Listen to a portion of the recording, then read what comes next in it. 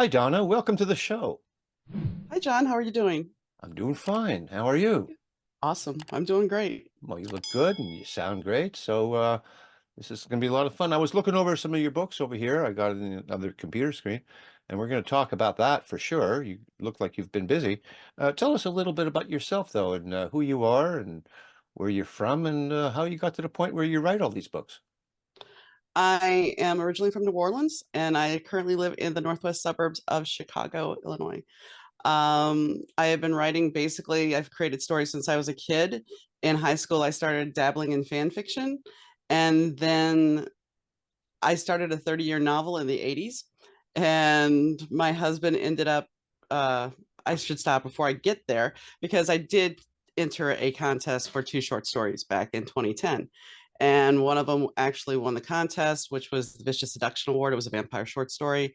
And the other story made it into the book as well. So I made it into an anthology, and you would have thought, okay, this is going to be your big push. But that 30-year novel was still hanging on. And in 2015, my husband at the time was put on dialysis. And so to occupy my time from taking him back and forth, because we lived a good bit away from the dialysis clinic, I would stay at Barnes and Noble and write. And so while I was working on the 30-year novel, which I often joke about it like Wonder Boys, the novel that just keeps going and going and going and never stops. So while being there, this idea comes to me from one of the characters basically saying, "Hey, I got an idea for you." And so he decides that it's a great marketing tool. Start a blog about my days of my drug addiction. Okay, fine. So I start playing along, and I have rehab centers following me, and I'm like, so if rehab centers are following me and they think I'm a guy writing this story, I might have a book here. And so I kind of start working on this as a daily experiment. And the people at Barnes, I get to know them and everything, and they're going to close this location, but they're going to have one more new writers' night. So by day 70 something, I've decided already that this is a novel. So I'm almost through my novel, and they announce that they're going to close, and they're going to have this opportunity for me to become, participate in this new writers' night. And so I finished my book, and it was not perfect. It was written in a journal, so it was not edited. I admit I did everything a newbie writer should not do, but it's a journal. Why should it be edited? I don't edit my journal. So I released it. And then I should back up too, also, because I had a different ending. And the character once again is like, no, no, no, I got a better ending for you. So he gives me the better ending, and I rewrite it, and I started the series. And so that was kind of how that led into it. And the second standalone, before I actually got to the main part of the series, was written because I had the opportunity for another contest, which I will never do again because I've learned the downside of that. But I Hmm. wrote a book in a month, which to me is impossible for me to do. But I did borrow from other books, my 30-year novel. And when I got to the part where I was going to enter it, there was a clause in the contract that basically said, if we happen to publish something that's just like yours, you're SOL. That was the easiest way and blunt. It was all jargon, of course, but I have a friend who has a publishing deal with Llewellyn. And so I sent it to her, and I'm like, is this in your contract? She's like, no. I'm like, okay. I yanked it, and I just kept it, went back, retooled it, added it to be part of the series, and that was it. And so that's where my writing really took off, was because I had somebody push me because I had that opportunity. And with those opportunities, it motivated me. And then finally last year, I published three books that I had been working on for 4 years. And after my husband died, it was like he died short about a year after I published my first book, Hmm. our first two books. And it was like, okay, now I have to publish these. And I still have to go back and retool them, but I did it. And that's the whole thing. It's me doing this by myself and keeping myself motivated to do it. And that's the hardest thing as a writer to do, is to keep motivated, to keep That's going. true. Yeah, that's true. Yeah. Yeah, art of all sorts to keep motivated and to keep that going that's the tough part. So how long did it take you? I mean, your 30-year novel, I understand what you're saying, but what it looks like now, like what you have behind you on the walls there, that look, when did that come around? My Days with the Dark Muse has had, I think, and also Love is Worth Waiting For has had They were originally published with a different title.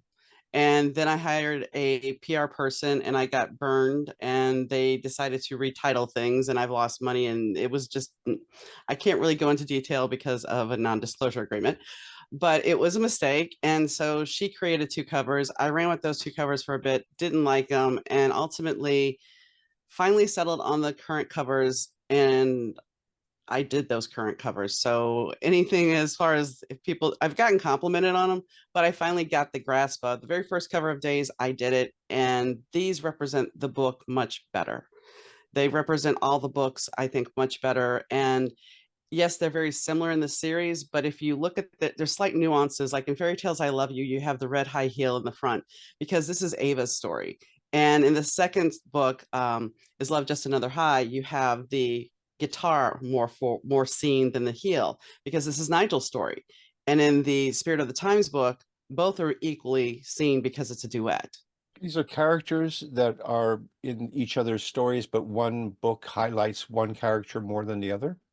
Correct. What the reason being is because Ava has a story with another person in Fairy Tales and I Love You. It's more of a saga than a series. That's what some of my friends say. But the fact is, Ava has a story with this gentleman, and Nigel's not privy to this. And I didn't want to because we pick up Nigel's story from Days. So in Is Love Just Another High, even though I have taken Days out of the series, and you can pick up Is Love Just Another High and read it from the beginning. If you read Days and you want to continue in Nigel's point of view, which I'm going to create a whole reading order, choose your own adventure per se.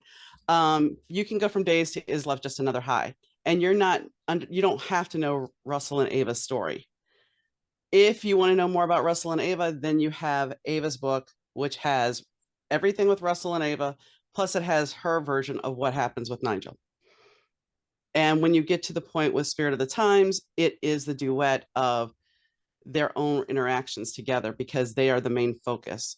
Where in Ava's book, she was at first focused so wholeheartedly on Russell. Nigel is just a fantasy man. Okay. Until he enters her world. So Okay. that's why that's there. Oh, what part of the world does this take part in? This takes part in New York, Los Angeles, London, and Paris. Okay. And I guess there's time differences between the books. You say, I was going to ask you, can you read the books in any order or if there's a specific order? It doesn't sound like you've written a trilogy or a series that is linear. Nonetheless, there are time jumps, I'm sure. How do you deal with that? Well, it's interesting enough because Days is written, it starts out in 1984, goes to 1997, and back to 1984. And there's a reason for that. Okay. Fairy Tales and I Love You, Is Love Just Another High, and Spirit of the Times is set in 1984. Love is Worth Waiting For is set in 1990 to 1997. I mean, now I hate to say it, the 80s are now historical fiction, as some of us know, and it's unfortunate, but that is true. Every time I mention that, somebody cringes. But the whole thing is, um, you're dealing with different entities. While sometimes the whole celebrity romance thing is a trope, and you're dealing with technology and the paparazzi, things were different back in the 80s. We didn't have that instant gratification. We had tabloid magazines, and maybe your friend saw it on Rona Barrett's gossip column or something, or Entertainment Tonight, but Yeah, we didn't have the news cycle we have now. So it was a different time, and writing with those timelines, I see what they you mean. come they come into play very easily. And my goal is to take us to 1997, so the books eventually will all even out. Love is Worth Waiting For, while it is a standalone, there are characters from this series that are in there, and eventually you will hear the missing pieces from this story in the series. Okay. So it's like I've left myself breadcrumbs, if, per se. That's fun. Yeah, breadcrumbs are fun. I like that. Yeah. Okay. Well, what would be the order if you were to suggest to a reader, this is probably the best order to read it in. If you want the full story, then you would start with My Days and then go to Fairy Tales, then go to Is Love Just Another High, and then Spirit of the Times, then Love is Worth Waiting For. Okay. But it's up to you because like I said, those two books are written, Yeah. they're pretty much written where you can pick it up and just go. Well, that's very interesting. How long is each one of these books, or are they about the same length? Fairy Tales is actually a tune. It's a tome. It's Oh, got yes, it's a big one. it's got 500 and something. Most of them are about 200 to 300 words. Most of them are. How are But they that how are they being received? You have any good response? I I've see gotten that it good says award-winning author on it. What is that all about? that was from the short story. That's where I won the award from. The books have been received pretty well. I fortunately have never gotten lower than a 3-star rating. My rating on Goodreads is like 4.6 or 7. And for a newbie author, that's pretty decent, I would think. Um, I've gotten good reviews. The worst usually comes from Days, and the last review I got was from a gentleman when he was reviewing my Days, and he's like, I don't know whether I want to support this guy or punch him in the mouth. Okay. So yeah, I mean, with Days, I have what some women have said about Days that they absolutely love the guy and they feel sorry for him. He just needs somebody to take care of him. And the other thinks he's the most deplorable human being in the world. So Days is an awkward one. Love is Worth Waiting For. People absolutely, I've had many people tell me that they couldn't put it down. I've had them put me with other big name authors. So that was really kind of a nice twist. The other three I have not promoted that much because life has been getting in the way, but it's they've been received well for the people that have read them. Yeah. I like the title Love is Worth Waiting For. So true. Basically what happens is you have this lovely couple who she's a former actress or trying to get her career still going, and she's in love with a musician, a singer, and her brother is an assistant to a very well-known Hollywood star. And what the girl doesn't realize is when her brother invites her over that basically it's for the star to check her out, and the star starts grooming her and makes her an offer to be his wife for 5 years, and she doesn't want to do this. But her mother, in the meantime, when she goes over there that day, her mother had been put in the drunk tank, wrecked the car, caused all these problems, and they don't have the money to get her out. So this Hollywood actor is so willing to help and be nice and everything, and it's really duplicitous. She tries everything she can do to get out of this contract because her mother is her manager, and her mother gets out and she gets the contract. And basically she even ends up with her boyfriend and getting pregnant, but she can't tell her boyfriend because this actor's like, you're mine, contract or no contract, we're not married yet, but it's a done deal or I'll ruin him. And so she has to make a choice. Hmm. So is love worth waiting for? Yeah. Well, sounds very interesting. Very interesting. Who's your audience? Who you say would be reading these books?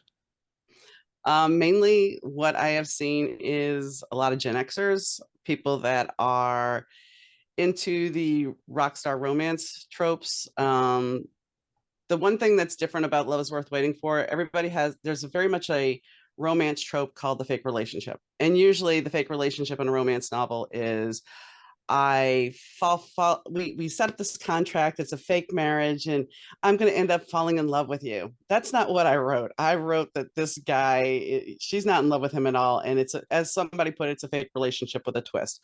So depending on what you're looking for, I try to skew for the Gen Xers, the people that are nostalgic for the 80s, and the rock star romance group, the Hmm. people that want that edginess of a rock star book, and they're spicy, so they're not very Well, tame. So I'm a I'm a boomer, but when I was a professional musician, I would say that the majority of my fans and the crowds that I played for were Gen Xers. They were, 22, and I was in my mid 30s at that point. So yeah. yeah, And I long for the 80s too. So maybe some boomers like me, more progressive minded ones who perhaps were musicians, and you can see behind me here, still am one. yeah, Yeah, maybe we'd like it too. they might. I mean, I don't want to pigeonhole it, but Sure. yeah, I just the generalization would be, it's not so much for, and I don't want to say millennials it would be okay with, but some of the tropes that happened in the 80s, and you were alive, you Mhm. understand. Yeah. We didn't sit there, if a guy wanted to kiss you, a guy was going to kiss you. We're not going to say, oh wait, can I kiss you? 99 times out of 10, a guy was going to kiss you, they were going to kiss you. It wasn't anything about permission. Yeah, I And imagine. that's, I guess I'm not really politically correct at Right. times in my books because I am writing in the 80s. Yeah. Well, I picked up on that, that if I was to write something about the 80s, I'd have to really be careful to make sure that it sounds like it's the 80s, you know? Mm-hmm. Yeah. Mm-hmm. Never thought about that. I write different types of books. I write fantasies and worlds that don't exist. I can make up whatever rule I want. Oh, well, they're still creating worlds in this one, but go ahead. Cool. Now you told me off camera, before we started recording that you have a bass guitar in your room there. I probably noticed that I have guitars here. Are you a musician as well? I was. I Okay. was. I really haven't played bass in, it was a running joke with my husband and I because I have a bass and he was like, Yeah, I don't believe you can play it. So during the pandemic, John Taylor from Duran Duran had played, he did a tutorial of Rio. And that was a song that I prided myself that I could play the solo on back in the day. Hmm. And so my husband was off, he went to somewhere and he came home and I'm like, honey, I can play it. He's like, what? And the funny thing is, so John Taylor had said in the actual tutorial that people were always like, oh, play something for me, and so he would play Rio the bass solo and Yeah. people would be like, what the hell is that? Okay, so hubby comes home and I'm like, I'm gonna play for you.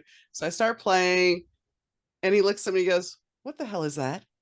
And I'm just like, Well, it's it's not, Rio. yeah, it's not for everybody, I guess. Yeah. No, Cool. no, I was just amused because of Yeah, it's your funny. life imitating art. Yeah, So exactly. Exactly. You mentioned you have a podcast. What do you do with it? What do you do there? It's the Better Two podcast with DM Needom, and it used to be more about going to talk to people about their Better Two moment, the moment in time when was it better to do something than not. This season, we've changed it up a little bit, and we're focusing mainly on authors and musicians, singers, actors, and writers, and just making sure that it stays in the creative genre. I wanted to do something a little different this time because near the end of last season, I was getting a lot of people that were saying, I'm an entrepreneur. And while that's a great story, it's the same story over and over and over again for the most part. I quit my job, I went after this, and here I am. And Yeah. that's great. It's wonderful, but it's not nuanced. And I like having a little nuance in my little better two moments. So Hmm. How do you go about finding people for your show? I used to actually do a lot through a service called Matchmaker FM, Hmm. but lately I have been working with a lot of different public relations agents. So they Hmm. actually book their talent on my show. So Yeah, it's a pretty neat thing. it is. And I've made associations with those same people as well. Well, it's very, very interesting. A lot of fun, isn't it? Different from the 80s. Oh yeah, Oh my definitely. I goodness. mean, I could not imagine doing this in the 80s, but I laugh because had I not won a pizza on the radio, I wouldn't have become a disc jockey and then I wouldn't be doing this as a Right. podcaster. I wouldn't be in my comfort zone. I wouldn't even have thought about it. Oh, so But you did some radio work in the 80s? in the 90s, but yeah, 90s. in the early 90s I did some radio work. So Yeah. yeah, I had a friend, I won a pizza, me and the jock became friends and he's like, "You got a voice for radio. You really do." And I'm like, "Okay." And Right. so I learned how to program the station and yeah. Good for you. Good for you. What are you doing now besides writing books? Besides writing books, I actually am an intuitive tarot reader and medium and I work out of a little store occasionally doing readings. So, yeah. Excellent. How's that? It's fun. It's fun. I mean, I've been doing that for 30 years on and off, and it's an odd thing to know things that you're not supposed to know, but it's fun. And I like helping people because it's a lot of the times my readings are mainly kind of getting to what's really going on with them internally and not so much, here's your future. Yeah. It's more about what you're actually dealing with at the current time. Good stuff. Very nice. So And I understand you have a website. I do. It's dmneedham.com. And what can we see there? You can see my books there. You can see the podcast, where what episodes are up for the current podcast, what guests are coming up. If you're local in the area, you can actually see what classes I'm teaching because I also teach over at that store occasionally as well. And you can definitely see information about the books. You can see the trigger warnings on the books because that's something new that you have to have trigger warnings out for your books if they're triggering things. And you can see the covers and the future books that are coming as well. Excellent. Well, you said something there. I need to ask you. Trigger warnings. Mhm. Okay, well, without getting into any detail, one of my books apparently triggered somebody about some thing that happened in their life and they couldn't continue reading the book. I never thought of putting a trigger warning. How do we measure triggers? That is the interesting thing because I am a teen of the 80s. So, if you read something and it triggered you, you just dealt with it. It wasn't anything that somebody could basically say, "Hey, you're supposed to, you need to deal with this or you need to be warned about this," because to me personally that gives half the book away. And I have a friend who couldn't read days because it triggered her, and she told me that. And I respect people being triggered, but here's my caveat to that. My mother committed suicide. I've talked about this before, so it's not a big deal. Did it bother me for a long time if I was watching a TV show or a movie and somebody put a gun to their head? Sure, it bothered me. But the thing is, if we don't work on those triggers, if we don't work on facing those triggers, then you're never going to heal. You're never going to be able to heal and Yeah. take steps to move forward in your life. So I'm not saying, trigger warnings. Yes, I put them in my books because I know it's the right thing to do. But the fact is, if you start facing those triggers, then you start healing yourself. Okay. And that's a huge thing because I Yeah. think a lot of people don't want to face those triggers. They don't want to face that dark shadow side of themselves. And so when they're triggered, they're just like, I don't want to deal with it. But if you deal with it, then you start to heal. Well, I agree with you. I wouldn't know where to begin accumulating possible triggers when I write, because you must agree that in order to write anything, you have to have some kind of conflict, and conflicts will upset one of your characters. They're not going to like it. And well, that may trigger somebody who may have had a similar situation in their life. Anything could be a trigger at that point. Exactly. I mean, stepping outside of your house can be a trigger. Getting behind the wheel of your car can be a trigger. Yeah. I mean, that's the thing. If we look and label everything as a trigger, then are we really living life? Mm-hmm. I Mm-hmm. mean, if you can't go see a movie because, well, it might trigger me. I mean, I don't see warnings. Here's the funny thing about that. There's no warnings for movies except for rated R. There's the rating system, and they mention that, well, it may have sexual violence or it may have, but there's no true trigger warning Not on a really, movie. but I noticed we watch movies usually every night. My wife and I will watch a movie.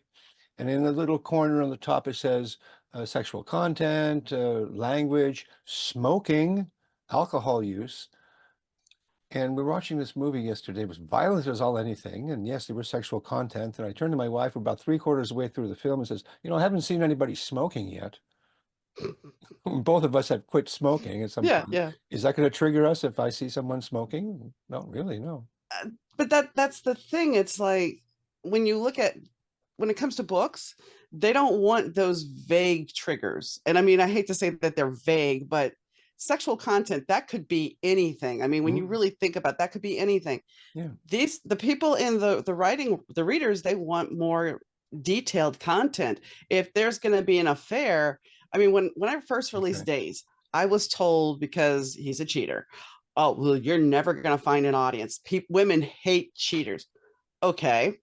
And then I find out like 2 years later, oh, well, no, there's a whole group of women who like cheaters. They like to hate Okay. them. They like, they Yes. don't like Yeah. them, but okay, huh? Sure. They love to hate them and sometimes they love them. But my whole point is, depending on which way the wind is blowing, it's like eggs are Yeah. bad one day, eggs are good one day. Some days you Yeah. need the triggers and they need to be very detailed. And Hmm. other days, like for movies and TV, we're just going to give it vague. Yeah. Did they ever show anybody smoking last night? I never saw anybody smoke. The film, maybe I missed it. Maybe it was just off somebody in the background smoking. I don't know. The whole thing's silly. And yeah, I guess I'm showing my age. And I understand political correctness and why we need it, because otherwise we get crazy, disinformation and all kinds of Mm-hmm. stuff happening, as we won't talk about that right now, but yeah, it's Fair going enough. all around us. Okay, one last question about trigger warning, because you got me really curious. Where do you put the warning? My trigger warnings are on my website. I actually, after each book, there is a thing that says the triggers, but I also have a little space that says trigger warnings and Okay, spoilers. so it's not where it's sold. No, because sometimes they frown upon that. Amazon's weird about what you put in Yeah, your review. I can You imagine. can, some people have put it in their description, but other people, I've not done that because it's like if you are really, I don't want to spoil the book. And if I Yeah, yeah, put those sure, trigger sure. warnings in, like I'll toss one out. Love is worth waiting for. There is a secret baby in there. Hmm. So if somebody's going to be triggered because somebody had a pregnancy from them, that's going to trigger them. And if I put that in the description, then I'm giving you Mm, information. And if you don't want those triggers or spoilers and you just want to read the book, yeah, yeah. so I usually put All my right. website in there. Okay, good. Good to know. Well, do you have any final words you want to do in promoting your work? If you really want just an 80s feel, to be fair, I do have travel logs from the 80s and everything. So I try to go back and do all the research and put those little fun things in, those fun factoids of places and things that were back in the 80s to give it a true feel of the 80s. And if you want an 80s rock star romance without, that's kind of hot and spicy, then I would say definitely pick up the books because they're definitely an intriguing journey. So And the covers really scream 80s. thank you. They really Thank do. you. They look like the posters I used to put up with flour and water on the lampposts around I, Toronto. I could have just been really bad and used the whole hot pink stuff, but that's not me. It's Donna, it's been a pleasure talking with you. been a pleasure too, John. All Thanks. right, you take care of yourself now. You too. Bye-bye.